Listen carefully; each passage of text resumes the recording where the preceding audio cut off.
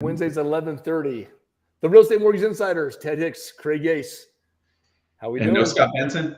Well, I don't know. I mean, he's a guest host at this point, I think. He's not even, Mr. Vacation, Mr. I don't know where he's at. Is he in the country right now? I think he is. Mr. I'm doing business. Yeah. Mr. Entrepreneur. I'm over here. I'm over there. Flip-flop wearing, long hair wearing. Right. Craig, I got some exciting news for you. Well, before I go there, though, I'm going to pull back. How was your 4th of July? 4th of July was pretty good. We, let's see, I hung out at home most of the day with my wife, and then we had some friends that did they do a block party almost every year. Yeah. And, they light off illegal fireworks. We're not allowed to light off fireworks here. So wait, hold on. You can't get the safe and sane ones? You can't, no. No inchworms, no sparklers, no camellia flowers? No. So they were all ground, fireworks that I think he got them locally. Yeah, he did, because he just bought them yesterday at a really high price. It's crazy. But he had to go to another city that allows fireworks and then bring it back to Corona. Imagine this, Craig. Yeah. The guy behind Home Depot when his trunk is open. Right. Selling you sparklers. I want bottle rockets, man. Don't give me sparklers. Right.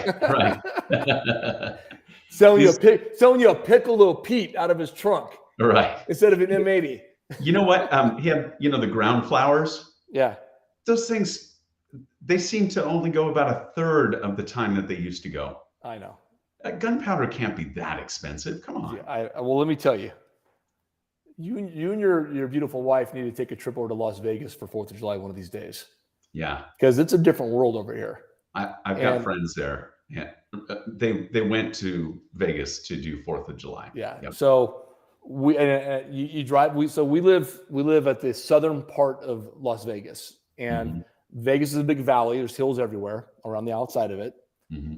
People don't realize that when they come into Vegas, all they see is the big buildings. They don't really look around and notice all the hills. So probably 5 minutes from my house is the M Casino. Mm-hmm. And to get to the M, you kind of go up on a little hill, a little bit, but it overlooks the whole freaking valley. Oh, I love the M. I went there when it was brand new. Yeah. It was gorgeous. So they do a show, but then you get the show of the valley of all the fireworks. Right. Yeah. And in Vegas, we don't play, man. They go to the county. So I know you guys go to the city over and buy these camellia flowers, Piccolo Pete's, all that. Yeah. Our guys buy bombs. Yeah. They buy an arsenal. So it's just like light skies lit up. I mean, it's nuts. And it goes for hours. Just boom, boom. Yeah, it's so great. And then so we park across from the M in the dirt lot. I'm gonna give you everybody watching our pro tip. Don't do that. Okay, you don't have to. You can actually go to the parking lot inside the M, which is a cement lot. You can actually walk into the M. So I found out hard way, easy way. We're there it's supposed to start at 9:00. So we get there promptly early. We got a nice spot across the street, ready to go. 9:00 hits, nothing. 9:05 hits, nothing. 9:10 hits, nothing. My kids are sitting like, Dad, what the heck? Right? And so my daughter, Daddy, I have to go potty. Of course. And then boom, boom, boom. So I said, well, guys, let's go across the street. We'll go get ice cream because, they have a nice little bakery, really good bakery, 24-hour bakery, amazing croissants. We get in there. She goes potty. And the M has 2 levels. I don't know if you remember that. But when you come in, if you come to the valet, you're already on the 2nd level. If you park on the lot on the... And you're looking down on the casino floor. Correct. Yeah. Well, no, casino floor is level, but there's a lower level below that has ballrooms and all spa, all sorts of stuff. Okay. Anyway, but you look down to the pool. So the fireworks show's out by the pool with live music. Well, we go into the bottom floor, use the bathroom, and there's a direct hallway that goes right to the pool. There's the fireworks. Oh. So my family. That's where they're lighting them? Yeah, right behind the pool. Oh, that's awesome. So then we just skirt ourselves right out the door, right out there by the pool with everybody else that's probably a guest watching the fireworks. So now we got the music and the fireworks. And then so cool. afterwards. That pool is a party waiting to happen. Oh yeah. That pool is insane. Well, Craig, anywhere I go is a party waiting to happen. Let's make sure that's clear here. But um, so then we Music, quickly, fireworks. right after the show ends, I quickly hustle the kids in, and there's an elevator on the bottom that most people don't realize. It's kind of where it goes up to the rooms, but it actually takes you right to where the bakery is. First in line for ice cream. So it turned out to be a winning scenario all around. So the kids had a good time, and I also did my 3-2-1 ribs. Now I don't know if you know what that is, but if you have a smoker, and I didn't follow the whole 3, 5, 6 hours. I did a shorter period, but you smoke them for 3 hours, then you wrap them in foil and you put some apple juice, some honey, and some brown sugar, and you steam them for 2 hours. Then you put your sauce and you put them on the grill for another 1 hour. I truncated that down to about a 4.5 hour period, but amazing ribs. That's awesome. Back on the diet today. A lot of pressure, Craig. There's a lot of pressure in Vegas. You gotta be pool ready 24/7. That I'll tell you, man. And I'm hurting right now because I haven't worked out in a long time. I used to run a lot, and then I hurt my knee, and anyway, I'm back at it, and man, I hurt here, my legs, trying to go to the bathroom. You know, I'm tired of the dad bod, right? So, but my legs were so on fire for like 3 days. Just walking, well, I mean, when you have to squat, the pain it's so tight, right? Yeah. I was doing these squats that just burn the outside of the quads. And so sit down on that toilet. I know we don't want to talk about toilets, but I just dropped the second half of the way. It was so Wait, what drops, Craig? Well, my entire body. Depends on the rush. Craig, I'm pool ready if I'm right here. Yeah. I'm solid right here, right? I'm right here. But then when I go down, I got to be in any pool. I'm just like right here and I'm good. I'm in the water over here, but I go up, then I'm dad bod. So, I just heard a story about Arnold Schwarzenegger, and apparently he had, he worked on all of his upper body, even his quads, but he didn't really work on his calves when he first started working out, and he was embarrassed by them.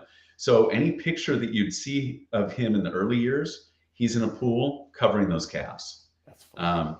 Until he built his calves up. The best physique in the 80s, and he's hiding in the pool for his calves. Wow. Isn't that funny? Yep. All right. So now for the exciting news. Okay. As of July 3rd, yours truly passed the real estate exam. Oh, is that right? I knew that you were working on it. That's great. Yeah. Craig, I set goals and I achieve them, Craig. I said, I'm going to do this, and I did it. And I'm proud to say that I'm undefeated in taking tests. I'm a test taker. Go ahead. Did you do a course, like a crash course? So what I did in Nevada, this people know you need 120 hours. 90 of it's the 90 hours, and they have like 30 hours, which is like agency contract, whatever. But they only require you to pass the test. So you can log into Key Real Estate. That's the online course. That's the biggest one in Nevada. And I don't actually have to sit through 120 hours. I go straight to the test, straight to the exam. Right. So I went straight to the exam 3 weeks ago and passed the exam. Yeah, that's the way to do it. Got both of my exams. Then I did the practice key test. They have the key where you can check your answer. And I did about 20 minutes every day, just logging in. One time I'm resting, taking a few minutes, driving. Well, when I can pay attention, I'm doing it, right? and then Saturday I took the 8-hour course where you go sit in there and they go through the test. Now, what I like about the strategy, and I'll tell you what I don't like about it. For me, if I hear the guy talk about it or I've read it, I know it. And I know it really, it's something sticks in my head. I just remember, right? But also glaringly to me stares out. If it wasn't gone over and I read it and I don't know it, I know I don't know it right away. Then it becomes a process of deductive reasoning. Yep. In Nevada, it's 4 questions. It's never A, B. It's never all the above. It's 1 of 4. Usually I can deduct it down to 50-50 probability. But And usually I feel pretty good about like I said, I've never not passed the test. I always succeed with this. Mhm. Well, they break it into 2 tests. You have your Nevada portion and you have your national portion. Nevada's 50, national is like 90. Okay. Okay. And you take them separately. So I took the one, you go out, you hand them your calculator, the whiteboard, everything that you had, and they tell your results right then and there. Well, I'm halfway through this thing and I'm like, I don't know. I don't know how I'm doing right now. I'm not feeling as confident as I did, right? So, and they allow you to flag the question. And I realized after I was going back to the flag ones, there's no point in going back because I gave it my best effort when I sat there and stared at it for 10 minutes. Mm-hmm. Going back, my mind is not going to magically change. I used all my reasoning. I did all my process. So I rolled in. I'm done. Here I go to the counter. Congratulations, you passed. I'm like, yes. Now, if it went the other way, I still got to take the national exam, and I'm going to be depressed and depleted and not confident anymore. Right. So it could be a catch-22. But I didn't roll into the national, feeling confident. National had loan questions, which I better get right. You better. I better get that right. It had math questions about square. I mean, come on, that's easy. Yeah. So to me, the national part was easier. I hit a higher score. I hit like 90% on that, 89. I think 85 on the Nevada. So, but that's how you do it. So in California, I took a weekend crash course, and in California, they don't tell you your score. It's just pass or fail. So, and by the way, with the weekend crash course, I think there are 5 different exams, and so they get people to go take the exam, and they come back, and they'll give them answers like, hey, this question showed up on my exam, and this was the answer. So, and so they said, if you get a math question, and one of the 4 answers is 25, that's your answer. So that's the one thing I remembered from that 20 years ago. Oh my goodness, that's funny. But I took the exam, and one of the other things that they said is, if they tell you pass, you got to figure you got 100%. That's it. Because they're not telling you what percent you got. So what's interesting is this one told me it actually tells me what category what you got wrong. So like contracts 8 out of 9 or whatever they give you in that, but they don't tell you which ones. So I remember I took the California exam, and this is the big difference between 20 years ago too. I took it in like 2006, and I remember going to the convention center in Sacramento. Oh wow! And being in a room of like a couple hundred people, and you had your packet. I remember it just being so antiquated compared to today. Now I'm at a computer, and I'm just clicking in a little room of 4 people. Wow! And it was a lot, man. I'm telling you, I felt way more confident this time around than I did 20 years ago. Yeah. Well, you've got years in lending, and you had years in real estate, so so it just makes sense at that point. Yeah. So that's the latest and greatest from my side, Craig. Awesome. And then I was going to tell you a story about. I think it's important that people realize that not all brokers are the same, and not that we all can't do loans, but it's what do we have access to.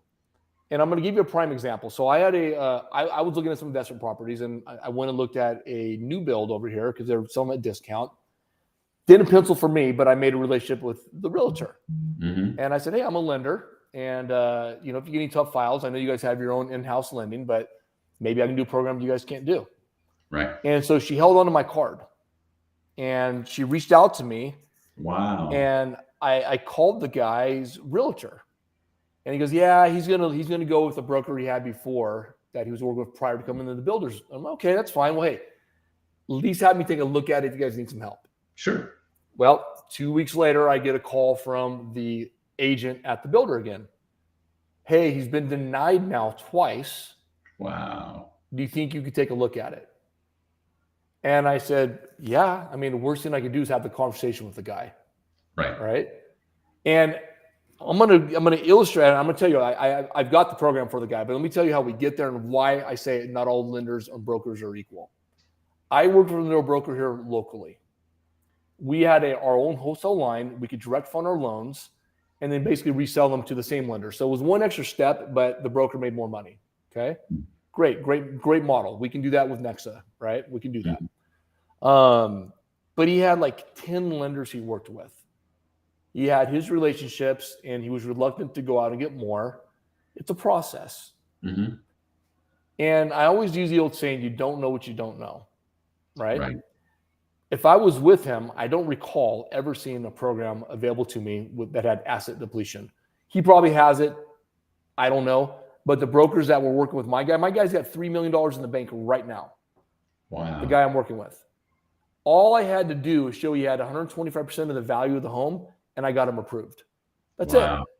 it. They didn't care about what he did. I didn't need his bank statements, where the other two lenders were going bank statements. Right. Now, I could have made an argument. I could have got him the bank statements, but why go down that path when I could just show, here's his money, been there for 6 months, 125% approved. Yeah. Wow. When the guy was going to lose the opportunity to buy the home that he wanted to buy. Right. So it really pays to go to others. If you get denied, don't be discouraged. Right. Make some phone calls. And I'll tell you, in the short sale days, I worked with a gal who worked at Chase. She was buying a short sale. It was Chase had the loan on the short sale, so it's a non-performing loan for Chase. And of course, she was going to get a loan through her company, Chase. And these two departments could not get their act together. And they were about to foreclose on this home. She's in escrow. It took 3 months for them to approve the short sale and get her into the house. And so just like you, I didn't just sit there and go, it's not going to work out. Man, I'm making phone calls. I'm doing Google searches trying to find, who's above this guy, who's above that gal, who's, who are the top dogs. I had an email string out to, I don't know if it was 21 or 27, can't remember exactly, but over 20 executives at Chase saying, you have a non-performing asset, you have an employee who wants to buy that asset, and she will turn it into a performing asset, and you guys can't get your act together. Yeah. We got 21 people or whatever it was, I think it was 21, on this email string. Nobody is being effective here. Yeah. Why don't you find one person that can make this happen? And they finally did. I mean, I got to the right person. I struck a chord because they're like, there's 20 some odd people who are absolutely, they're not all of them were spinning the wheels, but they were spending some time and resources on this when one person could have gotten this thing done. You find that well, first of all, great job on fighting for your client. Not everybody has the testitude to do that, right? It takes some dedication, but I find that in life in general, it's all about getting the right person online and also how you talk to them. Mm-hmm. Perfect scenario. I was talking to the title company on this, and I said, hey, we need fees so I can get him submitted. And it was the end of the month, and I could tell that the way I was taking down that route wasn't working. Mm-hmm. So I changed my tone and changed my direction. Hey, I understand you guys are completely busy. I'm just trying to get this thing closer to your company, and no problem if it comes tomorrow. I understand. I appreciate your help. I hadn't talked to you. Change my tone. Right. Wish you got them done that day. Because I wasn't being an ass, right? Right. Change your tone, change your direction. But I could have also hung up that phone and called right back and got somebody else from title. Right. That could have helped me. And you find that in life that it's about getting that right person on the phone and then getting how you talk to them. Yep. And being a dog and a bone, just being tenacious, right? Yeah, exactly. Yeah. So let's shift gears to Corona, California now. Okay. What are we looking on the market? Number of homes? Yeah. We've got 135. So we have not broke out of that. We're always stuck between 120 to 140. Mm-hmm. We're kind of right there all year long. It is up from the last one. I think we were at 127 2 weeks ago. Yeah. But go ahead. And 135 active on the market, 137 sold in the last 30 days. So we still have less than a month of inventory. If not one more home hits the market, these homes will be sold in Wow. 30 days or less. Wow. Yeah, but it's like that everywhere out here. I'm sure it's the same way there. Same way in Miami too. We're talking to our partner over there, and she's like, you know Um, what? Everybody's got these locked in low loans. Nobody wants to sell. right, Again, we talked about this. There's got to be a compelling reason for you want to do it. There's got to be a motivating factor besides I just want to move my house, right. because you're what you can finance for that same dollar amount is less now. Hmm. I'm not saying that right. Uh, For the same payment, you're getting, yeah, I'm saying it right. The same payment, you're getting less finance because the rate's higher. So your buying power goes down. right. And so what are we doing? Are we going to take a step down or are we, you know what I mean? So it's got to be a compelling reason for somebody to want to move. Right. But that does open it up for the new home market. And so there are still homes out there. There are some new homes in the numbers that I mentioned, but that would be standing inventory that they're trying to get sold right away. Yeah. But there's a much larger market out there, and not a lot of people know this. I think we may have mentioned it before, but the new home builders have a budget for for sales. They have a budget for marketing. A lot of people think if they go in without a realtor, they're going to get a lower price because they're going to take the realtor commission off of that. Not so, because the realtor commission is lumped into their marketing budget. So, and then a realtor who, especially if they work with the builders on a regular basis, I've got a great relationship with a builder right now. If there's a deal to be had that they're not really promoting or advertising, I can find it. So if you want a good deal, you got to be working with a realtor. Plus, they can help you make sure that everything's good. And we also talked about, exposure to lawsuits and things like that. So, having a realtor, and the builders know this too, and that's why they're willing to pay most of the time. And it comes out of their marketing budget. They know that most people that work with a realtor are going to see the sale through, and they're not going to have to tie them up in court to try and get them to perform or keep their deposit or whatever kind of shenanigans they would do. Is there still area in Corona? Is it how many new builds are they seeing, and is there more being allotted? Are they stretching more south, or how does that work? Yeah, so we've got 1, 2, 3, 4, 5 new builds that I can think of in Corona. And then we just would have to go a little further out, like Riverside, has got a good number of new builds. And then, just on the outer edges. How far are you from Riverside? Oh, I'm hop, skip, and a jump, 15 minutes to the edge. Okay. San Bernardino County is Riverside, right? No, Riverside County. Riverside County. Why am I thinking San Bernardino County? I don't know. That would be Ontario. Okay. Which I'm fairly close to as well. Chino Hills. Yeah. Now I know that area. It's been a while. I got to get over there. Yeah. I still have family in Glendora. Glendora. See, that's the other way. But yeah, yeah, that's LA County, I think. But I mean, you go right over the 60. Is it 605? What is it? 210 turns into, I believe. What is the freeway? It's 10, right? 210. Yeah, 210 to 10. 10 takes you into kind of over there with Riverside and all that, right? Yeah, and that whole area is a little interesting because you've got many freeway choices. You've got a 210, 10, 60. What is there 57 that kind of scoots down? 57 scoots around. 57 turns into. Here's one for you, Craig. I haven't been in that area in a long time. I used to live out there. Here's one for you. San Dimas had a water park. Do you remember that? Yes. It might still be there. I don't know, but I went there as a kid. I know it is because my son went there last year and the water was murky and all the kids got sick. But maybe they had COVID. I don't know. Okay, water parks. Great Wolf Lodge. Where's that by you? That's in Orange County, right? I don't know. What? Hold on. Great Wolf Lodge. It's a chain. Hold on. North America's largest family indoor.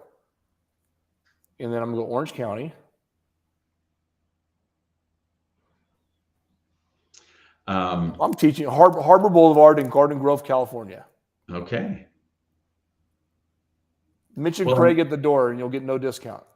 They got one in Anaheim. What is the name of that park in San Dimas? Wild Rivers? Man, I'm gonna find out right now. San Dimas Something like that. Water And then Park. isn't Raging Waters. Raging Waters? Yeah. And isn't that where they shot Encino Man in San Dimas? I think you're right about that. Yeah. Yeah. We should ask Scott. Did Scott double in that one also? Is Scott what? Did Scott body double in that one also? Oh, I'm sure. Yeah. Oh my gosh, the image that you sent me just. Is that not great? Okay, so I'm looking at a map. 210. There's Glendora. Okay, and then you go down. You come down. There's El Cerrito, Orange County. So you're way down there. No, you're on the other side. You're not that far. Let me share so everybody sees what we're talking. I'm over here keeping this to myself. Yeah, I'm probably 45 minutes. Share screen, Raging Waters. There we No, go.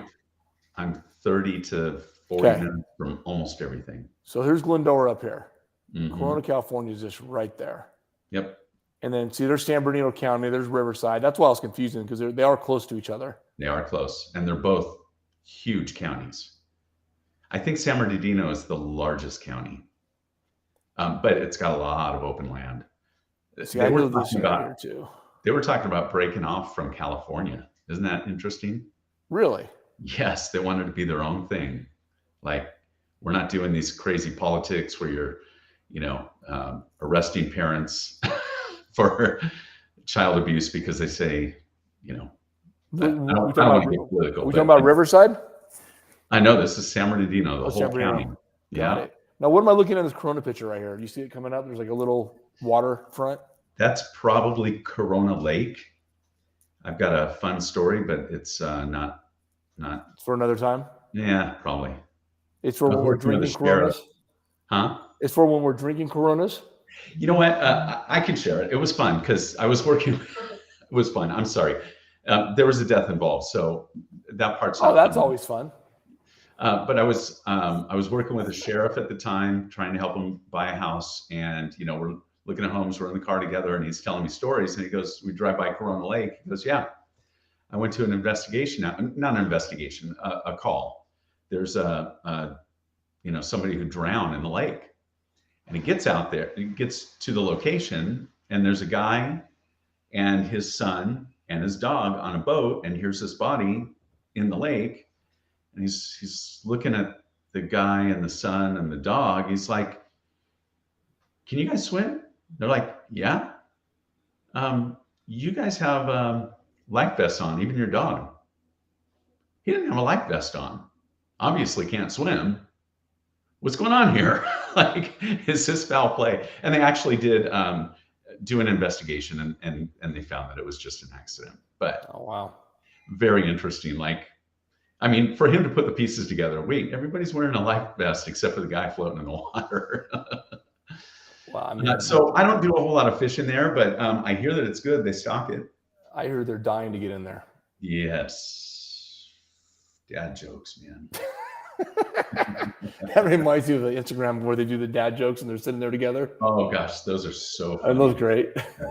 There's one where they go back and forth from a sunny with green grass to snow, and so that they'll tell one joke in the sunny green grass part and then another joke in the snow part, and their clothes change for each, and he's got a mug with just a bunch of snow, a big snow mound on the top of the mug. Those guys they're hilarious. Okay, Craig, I'm gonna. I know this is our Corona, California show. Yeah, but I gotta say something about Las Vegas that it put it over the top for me. I don't think I brought this up last week. Okay. We now have in Las Vegas a Salt and Straw. Is that a restaurant? Oh, Craig. I know. I'm not super cultured. Craig. I I want you to get in your car. Well, first of all, you're going to get online, and I want you to Google Salt and Straw ice cream. And if you're so inclined, go down to Venice Beach and Abbott and Kinney. You know Abbott and Kinney. Everybody knows Abbott and Kinney. Oh, yeah. Salt and Straw. Okay. I wonder if we have one here. But yeah, I got to check it Okay. out. You're right. And you know what? I forgot to plug in, so my battery's getting really All low. right. Just to Well, let you life-changing ice cream. know. Okay. I honestly, when I saw this, I've had ice cream shipped to me from Salt and Straw to my house here in Vegas, Is that and right? I saw this was a kick in the groin. Salt and Straw opened up in Sacramento where I left. I'm like, are you Oh. kidding me? And then out of the blue, they didn't even announce it. They did a flash opening, and one day just opened. And now there's a line out the door within not even no marketing. I mean, I went live Wow. on Instagram. That's probably, I'll take credit for it, right? My 200 followers. But I life-changing ice cream. So Craig, I know you got to go. We're out of time here. Real Estate Mortgage Yep. Insiders for Scott Benson, our guest who's never here. Craig Yeah. Yace. Craig Yace, make Corona home. MakeCoronaHome.com, baby. Talk to you later, That's buddy. right. Have a good day.